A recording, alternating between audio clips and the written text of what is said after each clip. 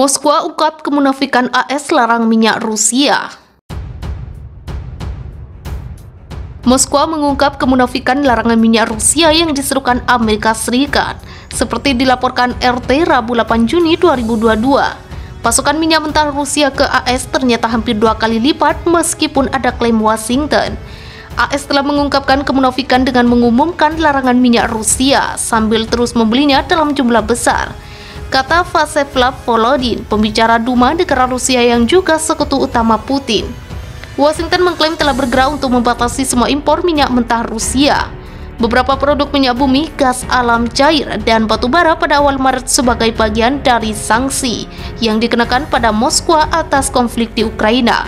Minyak Rusia tidak akan lagi diterima di pelabuhan AS, tolak Presiden AS Joe Biden bersumpah saat itu.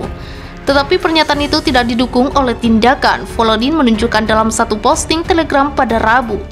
Data dari Departemen Energi AS menunjukkan bahwa pengiriman minyak dari Rusia hampir 2 kali lipat pada Maret dibandingkan Februari.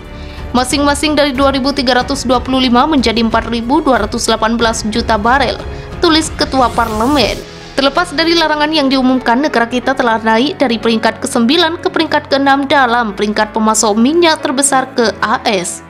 Fakta bahwa pada saat yang sama Washington telah menekan Uni Eropa untuk menyerah pada minyak Rusia dan berhasil melakukannya adalah tanda yang jelas dari standar ganda, kata Volodin. Sekarang biarkan politisi dan birokrat Eropa menjelaskannya kepada warganya mengapa mereka harus mentolerir kenaikan harga Biden, tulisnya. Komentar itu mengacu pada upaya Joe Biden untuk menghubungkan inflasi yang tinggi. Melonjaknya harga gas dan makanan dengan serangan Rusia di Ukraina menyebutnya sebagai kenaikan harga Putin. Uni Eropa menyetujui sanksi putaran ke-6 terhadap Moskwa pada akhir Mei, yang antara lain termasuk larangan minyak Rusia. Blok memutuskan untuk menghentikan 75% impor segera dan 90% pada akhir tahun. Namun Hungaria dan beberapa negara lain diberikan pengabaian karena ketidakmampuan ekonomi mereka untuk mengatasi tanpa pasokan Rusia.